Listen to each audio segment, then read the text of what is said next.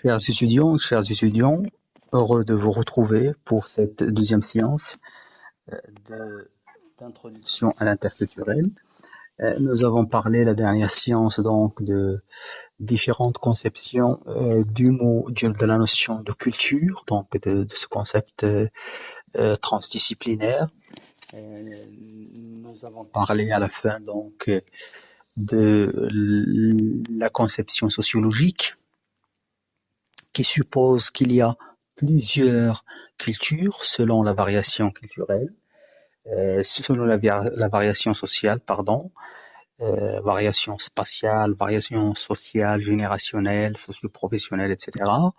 On doit aussi ajouter que dans toute formation culturelle, il y a des cultures qui sont une sorte de hiérarchie au niveau donc des cultures. Nous avons des cultures qui sont prestigieuses au niveau symbolique et des cultures qui occupent en quelque sorte le bas de l'échelle.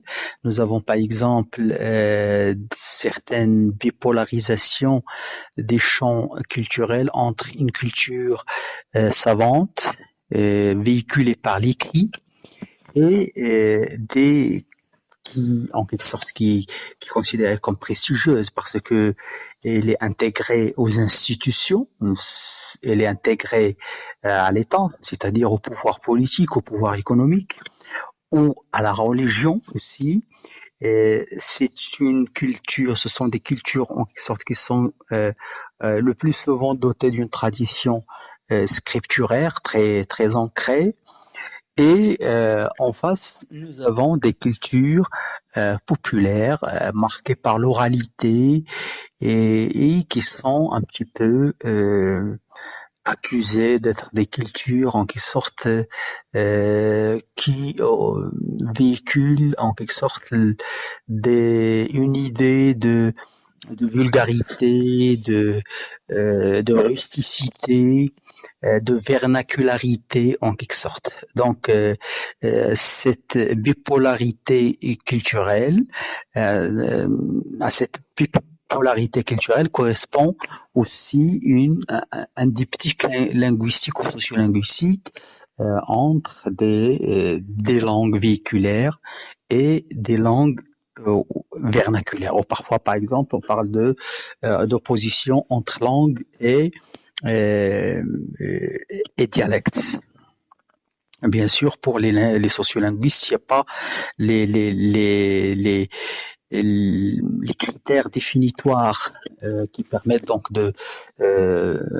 d'établir une distinction entre la langue et un dialecte ne relèvent pas en quelque sorte de facteurs qui sont techniques, c'est-à-dire qui sont intrinsèques aux langues elles-mêmes.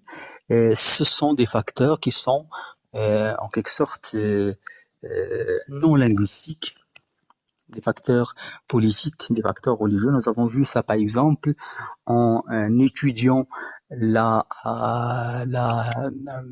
Moyen Âge, la formation culturelle et sociolinguistique pendant le Moyen Âge. Nous avons vu qu'il y avait une culture savante qui a été véhiculée par le latin, euh, transcrit par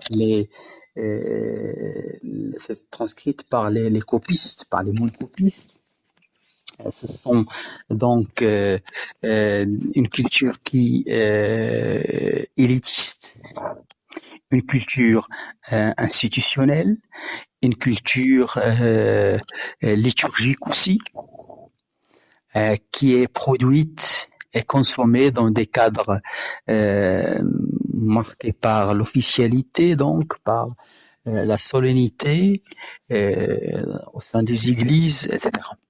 Et nous avons en face donc la langue vernaculaire ou les langues vernaculaires d'origine germanique, d'origine celtique, euh, et qui véhiculent en quelque sorte une culture à fort ancrage folklorique. Donc toujours on doit établir cette distinction entre une culture qui est savante, qui est intégrée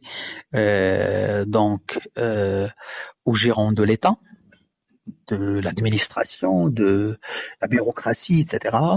Et en face, nous avons des cultures qui ont un enracinement terrien, et qui sont marquées par l'oralité, et qui véhiculent en quelque sorte le folklore et la tradition orale. Le folklore, bien sûr, dans le sens positif du terme, parce que le folklore en lui-même n'est pas une notion péjorative, c'est une notion qui veut dire tout simplement la culture populaire, la culture du peuple, et c'est un mot qu'on doit un petit peu distinguer de folklorisation ou de folklore, ou de folklorisme. Aujourd'hui, on va parler d'un autre concept, c'est un concept aussi transdisciplinaire qui est omniprésent dans tous les domaines de la pensée, qu'il s'agisse donc de la sphère philosophique, ou de tous les problématiques relatives au rapport entre l'universel et le spécifique, entre le moi et l'autre. C'est la notion de l'identité. La problématique identitaire, c'est une problématique fondamentale, donc un questionnement philosophique fondamental depuis le connais-toi toi-même de Socrate. Donc, c'est un mot qui est en quelque sorte qui va connaître une grande extension, et ce sera aux dépens de sa rigueur, bien sûr. Et le mot identité est un mot qui provient donc du latin idem, qui veut dire le même. Donc, pour le petit Robert, je cite, l'identité est le caractère de deux objets identiques. Donc, l'identité, toujours, va exprimer l'idée de similitude, de ressemblance, d'affinité ou parfois d'unité. En psychologie, l'identité renvoie au caractère de ce qui demeure identique.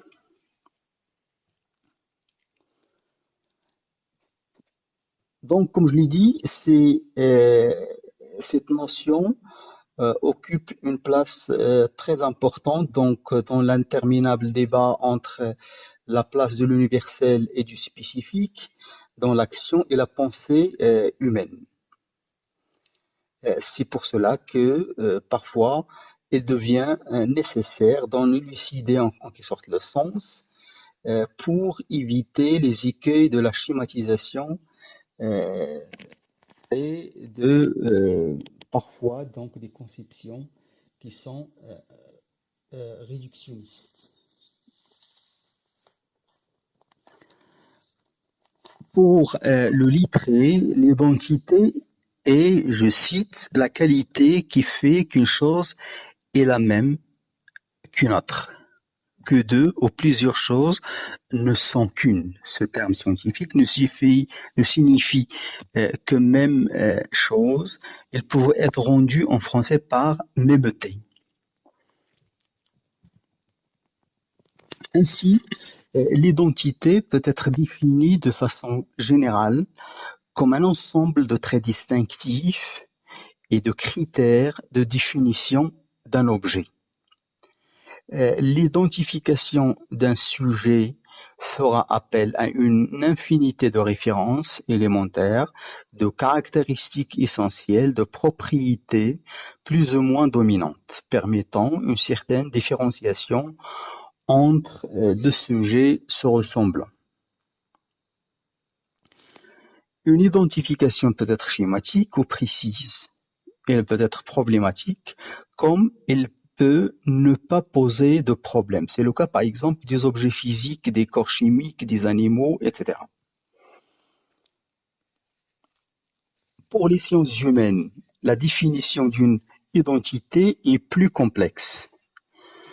La littérature qui lui est consacrée est immense et constitue une réserve importante de résultats, d'analyse empirique et de théorisation. En fait, qu'il s'agisse d'une société, d'un groupe ou d'un individu, la définition de l'identité fera appel à de nombreux concepts psychologiques, sociologiques et anthropologiques qui fonctionnent comme des déterminants marquant les caractéristiques essentielles et les caractéristiques de semblance d'une identité. Ainsi, la définition d'une identité repose sur un ensemble d'informations et de référents identitaires qui peuvent être psychoculturels, comme les systèmes et codes culturels, les croyances religieuses, les mythes, les légendes, les généalogies, les traces historiques, les idéologies, l'éducation, etc. Comme ils peuvent être des déterminants sociaux, comme l'âge, comme le sexe, comme l'appartenance sociale, comme l'appartenance socio-professionnelle, etc. En effet, ils peuvent être matériels et physiques, comme les traits morphologiques aussi, les vêtements et les codes vestimentaires, les signes distinctifs, etc. Bien des identifications se font à partir de typologies qui permettent, à partir de grilles d'items, de saisir les principaux éléments constitutifs d'une structure.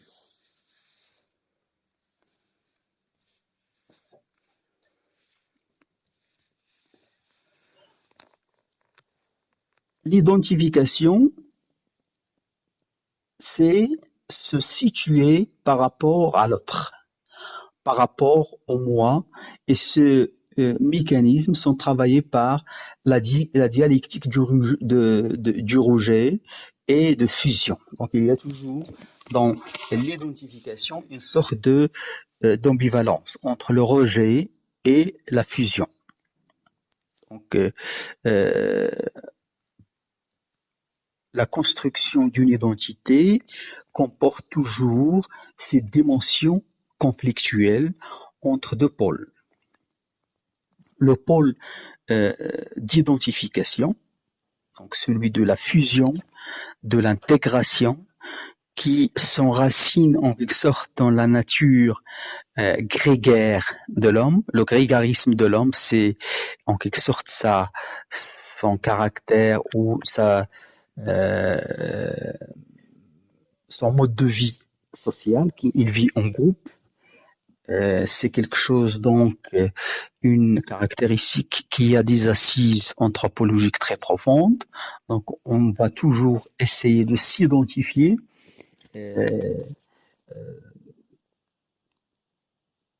à travers donc des modèles identificatoires. Et il y a aussi un autre pôle, à part celui de l'identification, c'est le pôle de la différenciation, de démarcation, de mise à distance et de rejet.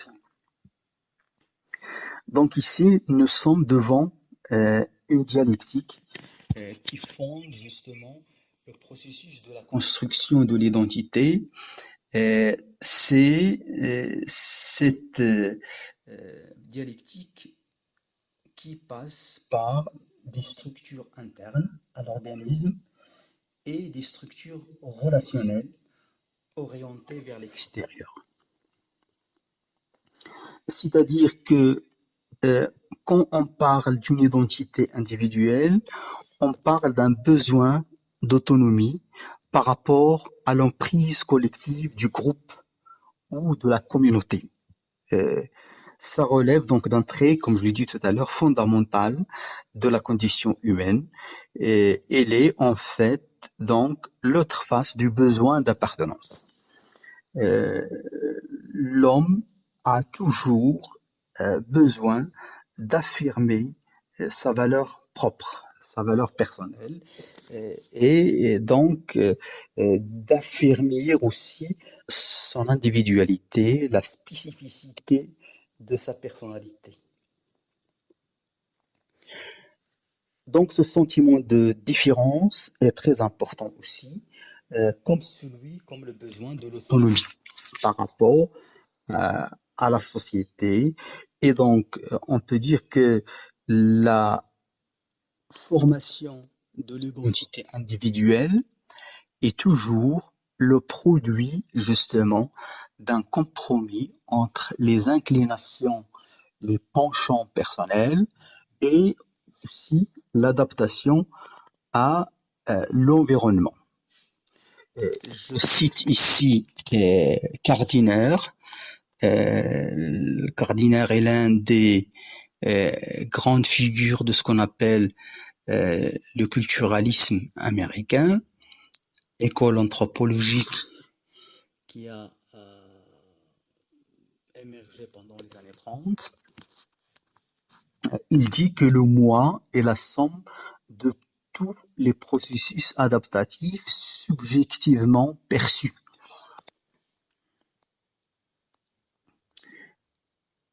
Le sentiment de différence est la volonté justement de se distinguer des autres. C'est quelque chose d'essentiel. C'est quelque chose aussi qui s'inscrit dans une sorte de prise de conscience de son propre identité par rapport au système culturel, par rapport aussi à l'emprise de la société.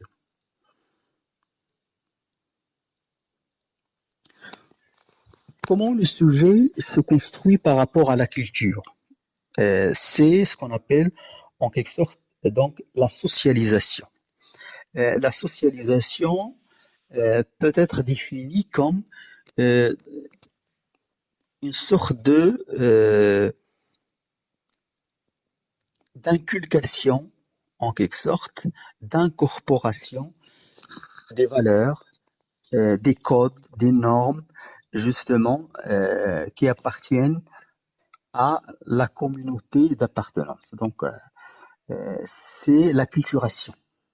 C'est la culturation dans le sens psychologique du terme. Donc, acculturation comme un terme d'origine récente,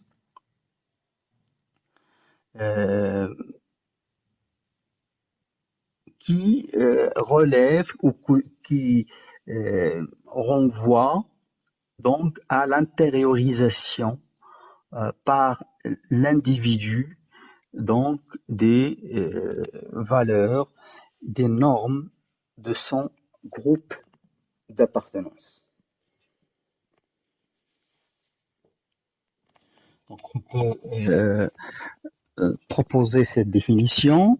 La notion de la socialisation, c'est l'incorporation par l'individu des manières d'être, de sentir, de penser et d'agir de son groupe d'appartenance. On peut dire que c'est l'appropriation d'une culture en intériorisant les valeurs, les normes et les dispositions. Ces significations culturelles se transmettent d'une génération à l'autre sur le mode d'un patrimoine durable. Donc c'est pas une transmission génétique ou biologique, c'est le produit essentiellement donc de la socialisation.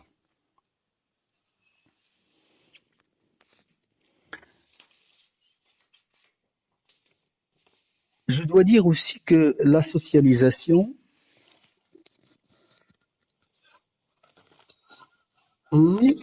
contient toujours une dimension répressive parce que il s'agit justement donc de, dans le sens psychologique du terme, d'un traitement social de l'instinct. Et donc, quand on parle de socialisation, on parle aussi donc de plusieurs appareils, plusieurs cadres de socialisation. On parle tout d'abord donc de la famille, donc la petite enfance, et des différentes expériences acculturatrices ce qu'on peut appeler les expériences de base, par exemple la relation du nourrisson avec sa mère, l'allaitement, le sevrage, le l'attitude vis-à-vis de la nudité. Donc tout cela va forger en quelque sorte ce qu'on appelle la personnalité de base et qui s'inscrit au cœur de l'identité individuelle. Donc la famille, en quelque sorte, c'est le premier cadre de socialisation. Et au cœur de ce cadre de socialisation, il y a le rapport entre le nourrisson et sa mère. Il y a d'autres cadres donc de socialisation. Il y a par exemple après l'école, il y a aussi le groupe des pairs, euh, la rue, donc les médias, etc. Dans chaque identité ou dans le processus de construction de chaque identité, on peut toujours distinguer trois dimensions. Il y a tout d'abord une dimension individuelle, idiosyncrasique, appelée aussi cognitive, interne à l'organisme. C'est en quelque sorte la spécificité, la singularité de tout un chacun, donc de son identité individuelle, très importante par ailleurs dans ce qu'on appelle la littérature intime, que ce soit par exemple les mémoires, les biographies, les autobiographies, etc. Il y a aussi une autre dimension, c'est la dimension socio-affective. Elle détermine le processus identitaire relationnel et traduit l'interaction de l'organisme, c'est-à-dire de l'individu, avec son environnement physique et social. Bien sûr, on peut aussi distinguer un autre niveau, c'est le niveau symbolique sémiologique, c'est-à-dire comment on va signifier cette appartenance identitaire. Donc, ce qu'on peut dire ici, c'est que l'identité doit être toujours éclairée en tant que notion par la dualité de sa définition même. Donc, identité pour soi et identité pour autrui sont à la fois donc inséparables. L'altérité et l'identité sont les deux faces donc de la même donc de la même réalité.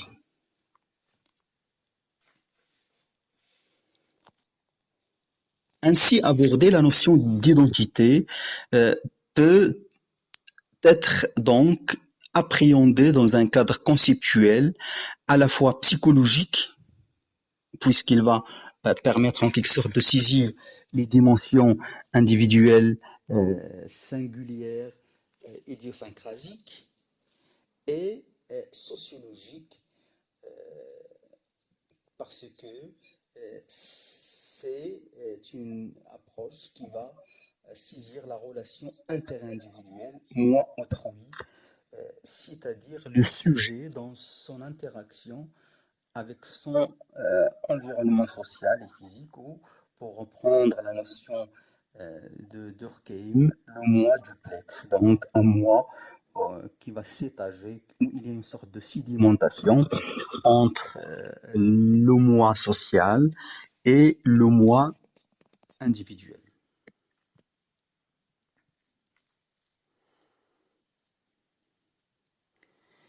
Comme le mot culture, je dois dire aussi que l'identité n'est jamais donnée, n'est jamais installée, n'est jamais achevée une bonne fois pour toutes.